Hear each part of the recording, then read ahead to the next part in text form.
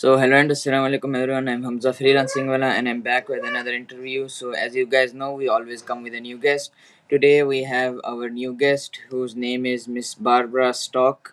She is a writer, spiritual mentor, and a compassionate guide. So let's get to know more about her and let's chit chat with her. So first of all, hey Miss Barbara, how are you doing today? I'm fine. How are you? I'm doing good. Thank you so much for asking. It's a pleasure to have you on this podcast. I hope you'll enjoy. So, what led you towards the path towards spiritual and emotional guidance? Okay. Actually, I'm not so sure where where you got that from because I'm actually a teacher. I am a German revival coach, so I am working with people and teaching German. And I am doing this for the last 30 years. And I got my idea of that actually as a child.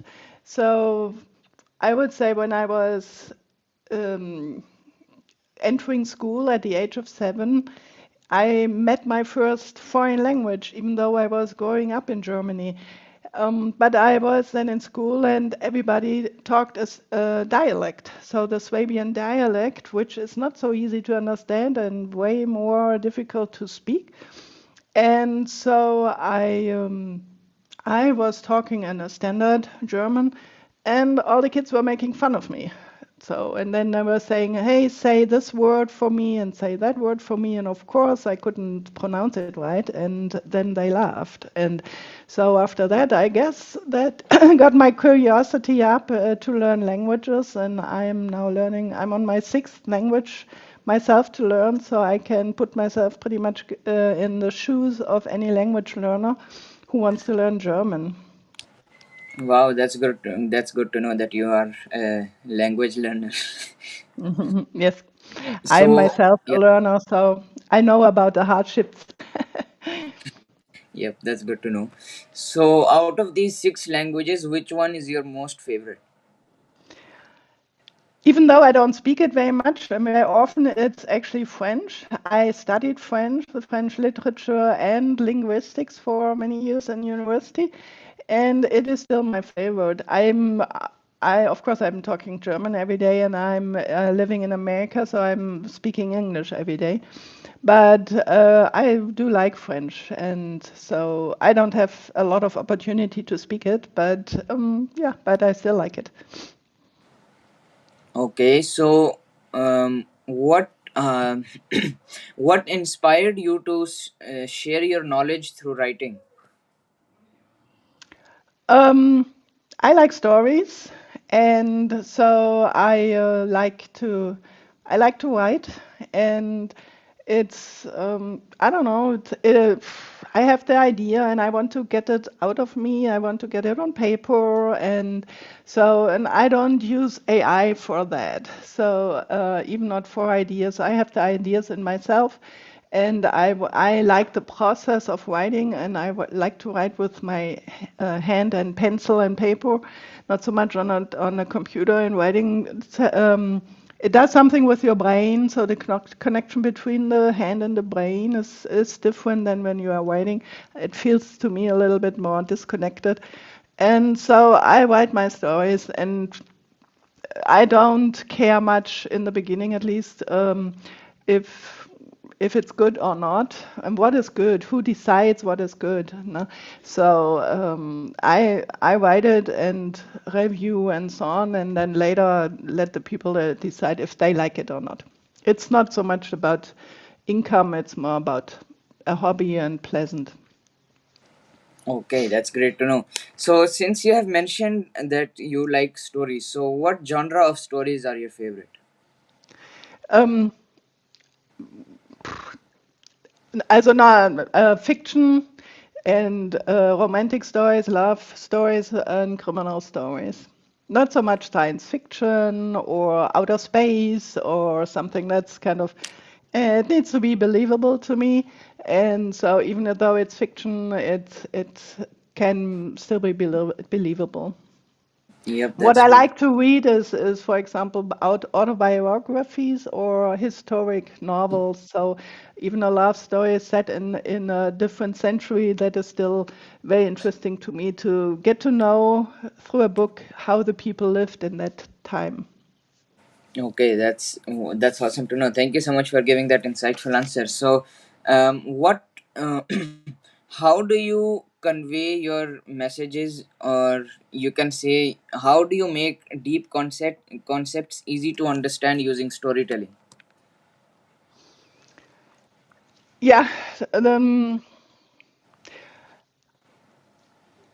I'm not so sure if I do convey any deep insights, but storytelling helps to memorize things. So if I'm teaching, for example, it's always good to web something into a story. That way, the people can connect to that story, and that helps them with memorization. They recall a story better than any rules and regulations or grammar rules or something. And if you embed it in a story, it's better to memorize and to recall. Yep, that is very much true. So, how do you connect with your audience so effectively? What is that key to connection of yours? Uh, I like to listen to people. So when they come to me and we are talking and they share why they want to learn German and what their goal is and so on. And then while I'm teaching, I often discover some childhood trauma in learning. So I have often people who get messed up actually by a teacher in school when they say, "Oh, you will never learn a language. Oh, you are too stupid to learn a language or anything," and that stays with them. So I listen to my students and try to overcome that, yeah, that childhood um, statement and convince them and through their own experience that they can learn a language and that they are not stupid and that was in the past and now we have a new chapter and everything is new and they can write it themselves and learn that language and have fun learning it too. That's important too. If you have fun in learning something, then it's way easier. It is you are motivated to stick to it, even when it's getting sometimes a little hard. And so, yeah, with fun you learn way better. Yep, that's true. With fun, you will learn way better. Thank you so much for that well defined answer. So, what has been the most rewarding part of your work? I am always rewarded if I get a feedback from my students saying that they, um, first of all, loved my classes. They liked my way of teaching, which is sometimes a little bit unconventional. I don't always stick to the textbook. I'm integrating live sessions from the internet on YouTube, for example, and make them, yeah, experience real live German. And then, so that feedback helps me to continue my path and to say, yes, they liked it. And then if they pass an exam, that is very rewarding to me too. That I say, okay, even though I am not strictly on a textbook, I get them reaching their goal, and that means passing an exam. And so it can't be all wrong what I'm doing. Yep, that's true. Thank you so much for your contextualized answer. So, coming back to your six favorite stories, six favorite languages, my apologies. So, out of those languages, which languages do you think is the hardest and why?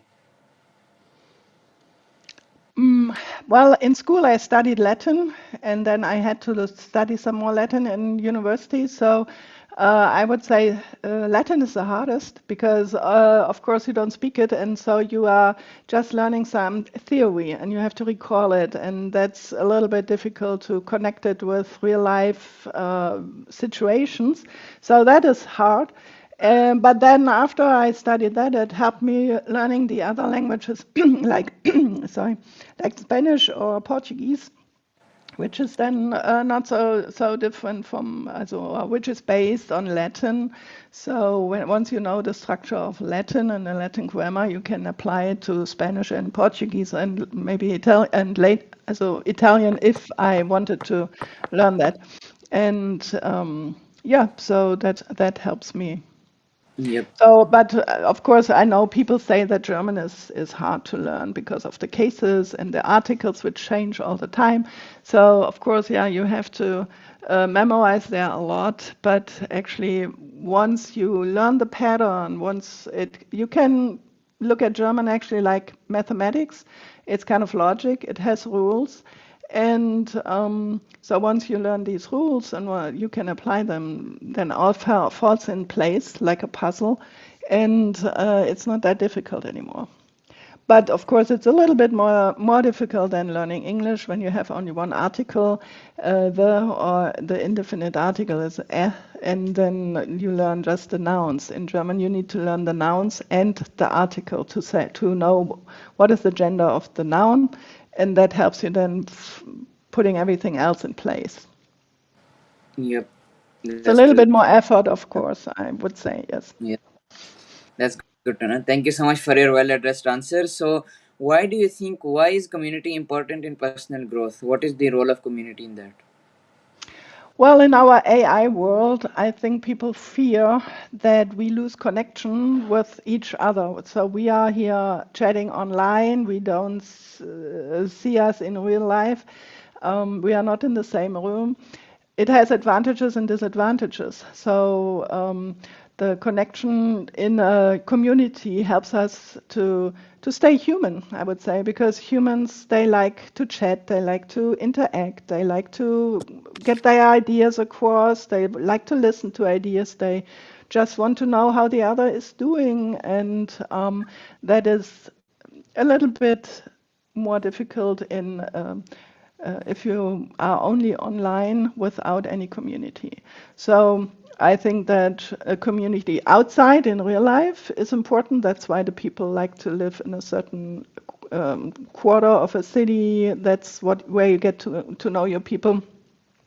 People like to go to sports event or cultural events to meet people and to reconnect with people they know.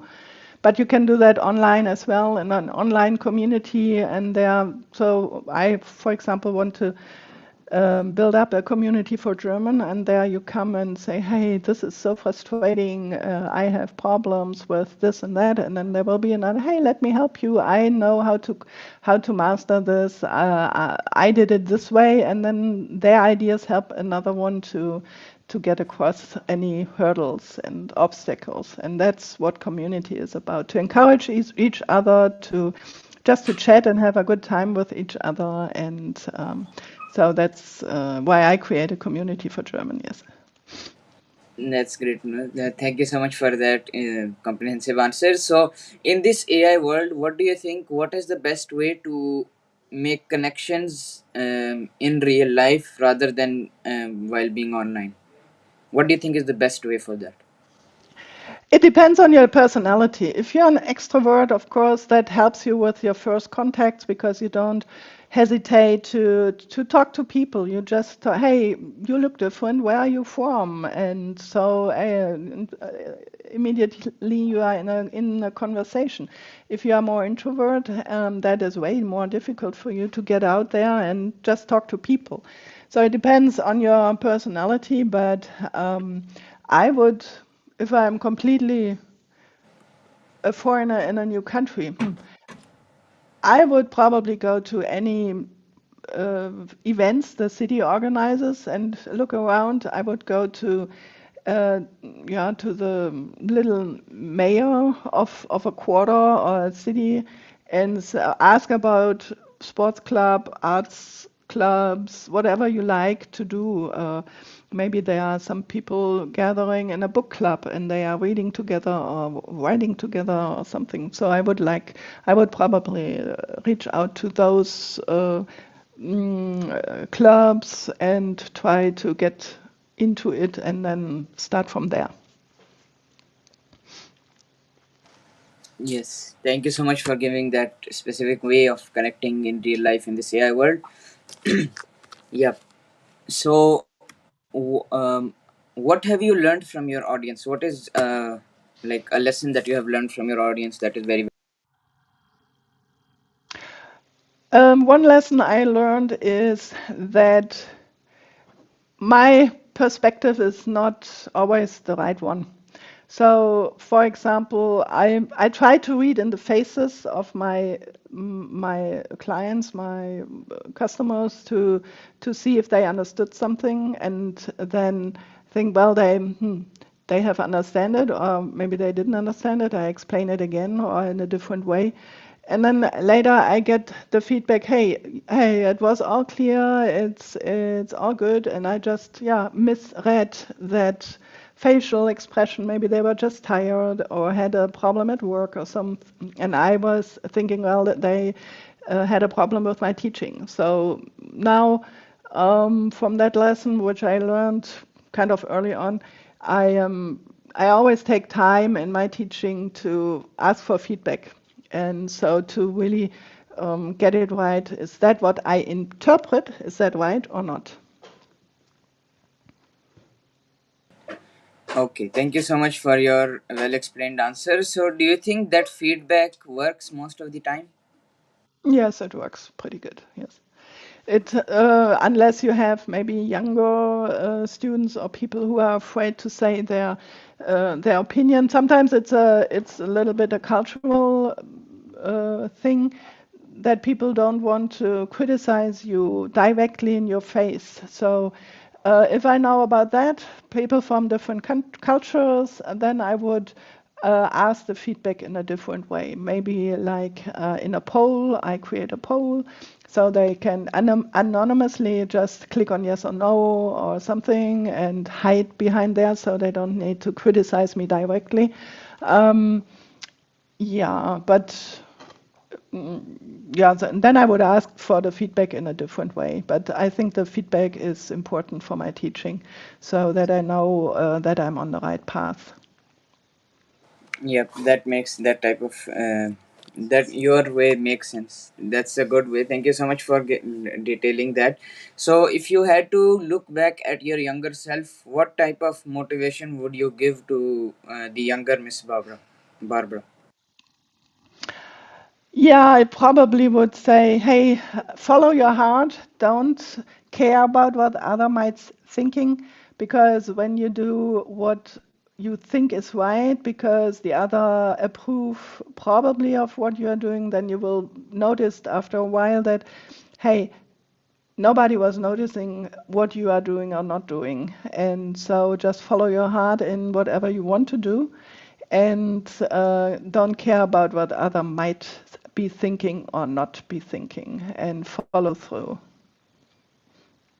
I was Thank you as so much. a young Yeah. young adult, I was way too concerned about what might the others be thinking, and that holds you back, that hinders you in doing what you want to do. And for what? You don't gain anything about it if the people don't approve. Well, and you lose the contact with them. Well, then they were not real friends, and you don't need them anyway in your life.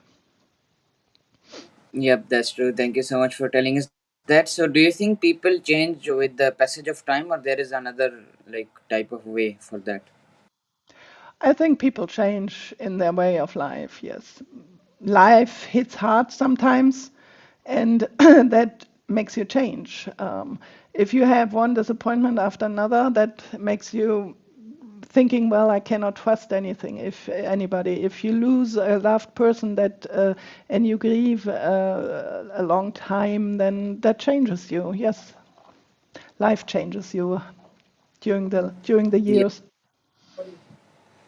Yep, life changes. So, what do you think? How can people be clear in hard times? How can they clear themselves from the hardships and stop like stressing about it? How do you think? How can they deal with it? Well, it depends. Again, it depends on the people and what they um, what they are hanging in onto. So if you have spiritual people, people of faith, they lean into their faith, and that gets them through it. They can rely on God and say, "Hey, this is a hard time. Why are you throwing that on to me?" and so on. And they can pray, and so they have one way. If you don't believe in God, you are not a spiritual person, then you have other ways. For example, friends. If you have friends, you can discuss your hardships of life with your friends, and they can listen. And listen is often just the one thing you need. You don't need their advice, you don't need their comments, you just need somebody to listen. That's one thing. Or if you don't have that, you can go to a therapist and a psychologist, and he or she can help you. And I would say that is a very good way of leaning onto somebody, because that yeah, he or she is a professional and knows how to ask the right question, and it can be on. Then it can help you not only to get through hard times, but then to really get stronger out of these hard times, because you know how to deal with hard times now.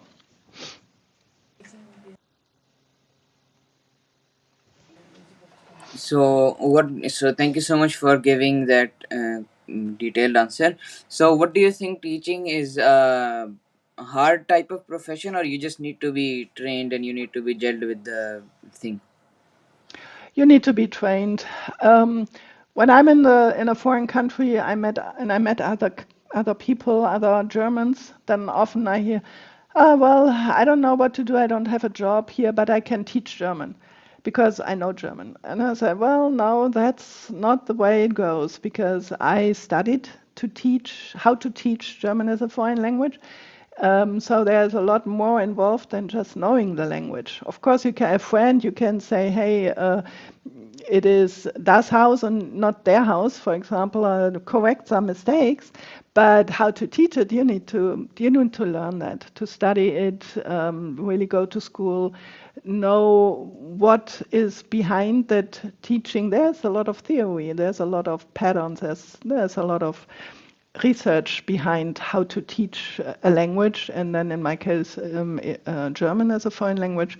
So just by knowing German doesn't qualify you to teach German.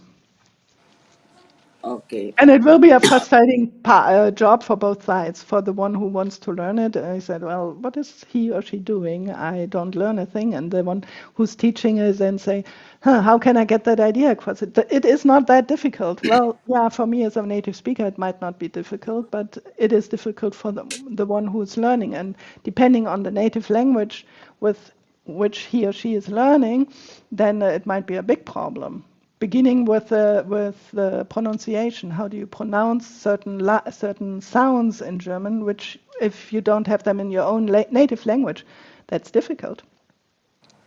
Okay, that's true. Thank you so much for your well outlined answer. So, thank you so much, Miss Barbara, for giving your time. I really appreciate your time and I appreciate your answers for Thank the you very much questions. too. Thank you. It was an honor to host you. So, lastly, if you would want to give an advice to someone, or if you'd like to give any advice to my audience, what would that be? I would say stick to it, no matter what your projects are. If you learn a language, stay onto it and do it. Go through some hard chapters of that language. You will be rewarded later. And don't compare yourself right now, your beginner self, with the proficiency of another one. So when I start learning a language and I struggle, and then I say, "Oh, I want to be fluent and I can't get there." So, well, I don't compare myself from now to my future self, but from now to maybe 2 months ago. And then I can see, oh, look at that. I have made so much progress in the last 2 months. So let's keep on going. Yep. That's true. Thank you so much for your beautiful advice. I really appreciate it. So thank you so much for giving your time. Lastly, I'd love to have your feedback. If you can tell me how was the interview and how are the questions and what do you think about this entire session? Do you want to have that still on live, or shall we do that later after our session? Yeah, it's not a problem. We can do it in live. Okay. I'm a little bit confused because why you where did you get the information that I'm a writer and a spiritual leader? In my uh, yeah, in my social media profiles, I never put that in there. I'm a teacher for German, so that was confusing to me. Okay. And Apologies I for that from my side. Maybe I was surfing on the internet and I may have found some stuff. Uh, maybe you found somebody else with that, but that was may- not me. So that was a little my bit. apologies. But I think we worked pretty well around it, and got my thing in there too. So. Yep, Um, that's true. Thank you so much for your time. So yes, she was Miss Barbara, my new guest. Everyone, I hope you guys enjoyed. So I'll see you guys with another guest. Till then, keep doing great things and Allah Hafiz. Goodbye, everyone. Bye bye.